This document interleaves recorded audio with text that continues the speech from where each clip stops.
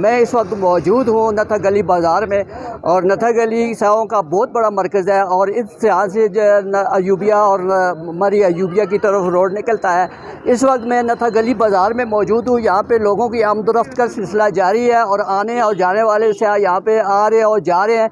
Security के सख्त इंतजामात किए गए, और रोड के जो ट्रैफिक के मसाला है, यहाँ पे ट्रैफिक इंतज़ामिया भी यहाँ पर मौजूद है, और बच्चे भी यहाँ पे बड़े एंजॉय कर रहे हैं, और मौसम भी बड़ा खुशगवार है। कभी धूप हो रही है, कभी साया हो रहा है, और बरसात का भी मौसम यहाँ पे शुरू होता है। और ये मैं बात करूँ कि ये सतह समुंदर से 3000 फुट बुलंद है। नथा गली का बाज़ार है, जिसकी वजह से आज यहाँ पे ईद का तीसरा दिन है। लोगों की आमदोरफ्त का सिलसिला जारी है। इस सिलसिले में हम खुसूसी प्रोग्राम करने जा रहे हैं। आप हमारे साथ रहिए, लोगों के व्यूज़ भी लेंगे और इनसे उनके इंटरव्यूज़ भी लेंगे। आप हमारे साथ रहिए जी। मैं नथा गली बाज़ार में मौजूद हूँ। आज ईद का तीसरा दिन है और लोगों की आमदोरफ्त का सिलसिला जारी और सारी है। इस वक्त मैं जनाब यहाँ पे मौजूद हूँ एक शॉप पे, और यहाँ पे ये जो दुकानदार हैं ये बड़े अशाश बशाश नज़र आ रहे हैं। आइए इनसे पूछते हैं कि लोगों की आमदोरफ्त का सिलसिला जारी है, और शाहों की जो आमदोरफ्त का सिलसिला है, इससे आपको और जो आने वाले लोगों को क्या मैसेज देंगे। जी एहसन भाई। अस्सलाम वालेकुम भाई, क्या हाल है? ठीक है, खैर खैरियत। तो यहाँ जो है तो आमदोरफ्त तो स्याह की बहुत ज़्यादा है, लेकिन लोग जो स्याह हैं ये महंगाई की वजह से जो है बहुत कम जो है ख़रीदो फरोख्त कर रहे हैं। बिल्कुल ना कोई आ रहा है ना जा रहा है। एक तो इधर अभी लाइट का मसला बना हुआ है। रात 8 बजे से लाइट गई है और दिन के भी 12 बजने वाले हैं, तो यहाँ लाइट नहीं है। होटलों में भी बहुत शोर मचा हुआ है कि पानी नहीं है। बिजली होगी तो मोटरें चलेंगी और पानी चलेगा। जी बहुत शुक्रिया जी, ये जो जेन्युइन इशू हमें इन्होंने बताया। यहाँ पे मैं मौजूद हूँ इस शॉप पे, और यहाँ पे बहुत सारे दूर दराज से आने वाले स्याह मेरे साथ मौजूद हैं, और यहाँ पे सरगोजा से आए हुए मेरे एक दोस्त मेरे साथ खड़े हैं। इनसे ये मैं पूछता हूँ कि आप नथा गली में आए हैं, महंगाई का दौर है, आप क्या महसूस करते हैं कि इस महंगाई के आलम में जो कारोबार है और जो आने वाले शहर को क्या मुश्किलात पेश हो सकती है? हमारे लिए सबसे ज़्यादा मुश्किलात इस दफ़ा ये पेश आई है जी कि हम सारी रात ही हम तकरीबन बाई रोड पर ही हैं। अच्छा, मतलब रूम वाली साइड पर जाते हैं, रूम नहीं देते। ठीक है, रूम में गए हैं तो उनका रेंट इतना है कि बंदा सोच भी नहीं सकता। ठीक है, हमें इतनी पावर ही नहीं है हम इतना मतलब रेंट दे सकें। सबसे ज़्यादा सारी रात हम रोड पर हैं। इधर आए हैं, इधर भी हमें रूम नहीं मिला 11 बजे तक। सब तो रूम का किराया कितना हो भाई जी? 15,000 20,000 ये सुनाते थे। वन सिंगल बेड का डबल बेड का? डबल बेड का 15,000 जी। अच्छा, और कोई मुश्किलात सिक्योरिटी के लिहाज से? नहीं, सिक्योरिटी के लिहाज ठीक हो। जी बिल्कुल, इनका जेन्युइन इशू है, और ये बहुत कह रहे हैं कि गुज़श्ता 2 दिन से यहाँ पे नथा गली में बिजली नहीं है, और बिजली ना हो तो पानी की सप्लाई मतल हो जाती है। और जो होटल के जो यहाँ पे लोग हैं उनका भी तरफ से उन शिकायत मिली है, और ज़िली इंतज़ामिया से गुजारिश है कि इस पर खुसूसी नोट किया जाए।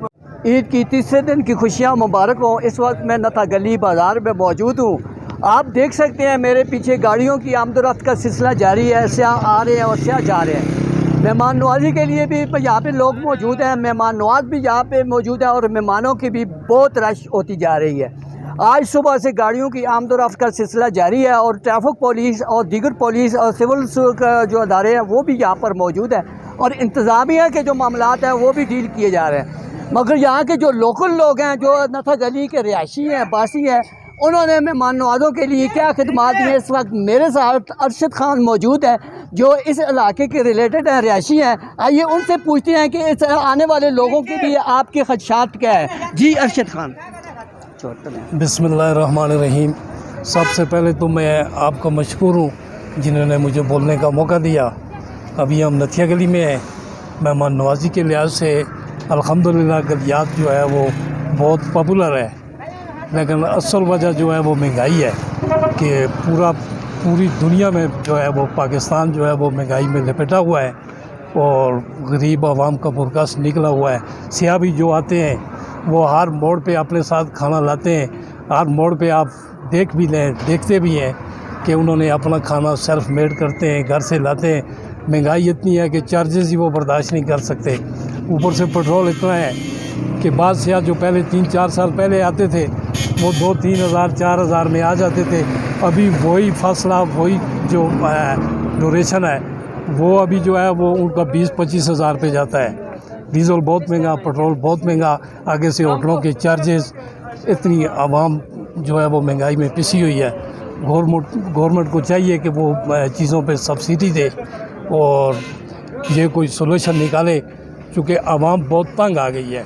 सियासी लोग हैं, सियासी कभी एक गवर्नमेंट आती है, कभी दूसरी आती है, लेकिन ये शाम को जो है वो एक प्लेट पे होते हैं, एक जगह पे होते हैं, एक दूसरे से राब्ते में होते हैं। नुकसान जो है वो गरीब आवाम का है। अभी जो है वो सबसे ज़रूरी चीज़ गरीब के लिए जो है वो दाल रोटी है, आटा है। आटा जो है वो अभी 4000 में सेल हो रहा है। वही आटा जो 2800 का बैग था 18 केजी का, वो अभी जो है वो 4000 4500 में वो ले रहे हैं गरीब आवाम। अभी एक गरीब है, दिहाड़ीदार है, वो इन बारिशों में एक दिहाड़ लगाता है, एक हफ्ता साथ उसके खाने वाले हैं। आप खुद ही समझदार हैं कि वो क्या कर सकता है बेचारा। वो तो टेंशन में है, वो तो सोच सोच के बीमारियों में इजाफा होता है।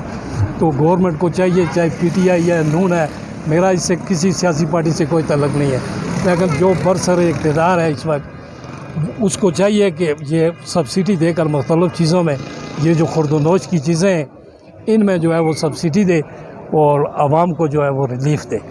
बहुत शुक्रिया अरशद खान, बहुत अच्छी बात की है। ये बड़ी ख़ास बात है कि सैर और सियाहत को अगर फ़रोग़ देना है तो इलाके की जो तरक्की के मसाइल है उसको भी हल करना पड़ेगा, महंगाई को भी कंट्रोल करना पड़ेगा। यह डीज़ल पेट्रोल महंगा होने की वजह से सैर और सियाहत में भी कमी महसूस हुई है।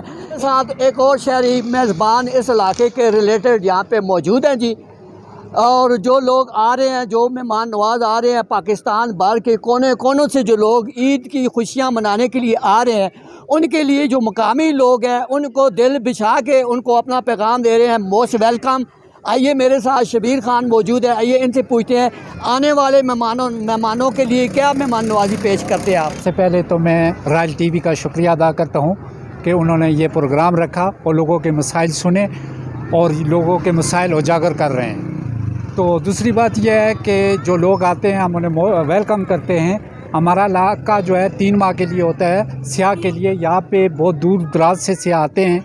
हमारी पहली कोशिश ये होती है कि उनको कोई तकलीफ़ ना हो, लेकिन उसके बावजूद ये आपको पता है कि यहाँ के मसाइल भी हैं कि यहाँ एक तो महंगाई सबसे बड़ा मसला है कि जहाँ पे जो लोग पहले फ्यूल 5000 डाल कर आते थे, अब वही फ्यूल इस्लामाबाद से 10,000 का डाल के आते हैं। इसी तरह होटल के बिल्स हैं, उन पे टैक्स है, जिसकी वजह से आम फैमिली जो पहले 4-5 हज़ार का इजीली खाना खाती थी, अब वही होटल पे 4-5 लोग जो है वो 8 से 10 हज़ार का टैक्स की वजह से बिल देते हैं। दूसरी बात यह है कि हमारे यहाँ सबसे जो बड़ा मसला है वो पार्किंग का भी है। नथिया गली में पार्किंग बहुत कम है, जिसकी वजह से सियाह को बड़ी परेशानी हो रही है कि गाड़ी लगाने की जगह नहीं मिल रही। तो ये जो भी बहुत बड़ा इशू है पार्किंग का। तो रात को जो सियाह लोग कहते हैं, अक्सर वो कहते हैं कि यहाँ पे जो किराए का कमरा हम लेते हैं 2 बेड का, डबल बेड का, सिंगल बेड का, वो भी 10 से 15 और 20 हज़ार के दरम्यान है। ये दुरुस्त है? नहीं, ये नहीं दुरुस्त, क्योंकि ये देखें ये है कि ये टैक्स है, टैक्स की वजह से कमरे ठीक है कि पहले से महंगे, लेकिन इतना नहीं है कि 10 से 15। VIP होटल हैं बीच में, उनका रेंट ऐसा होगा, लेकिन नॉर्मल 4000 से 4500 में रूम मिल जाता है इजीली। बहुत शुक्रिया शबीर खान, आपने हमें इन्फॉर्मेशन दी, आपका बहुत शुक्रिया।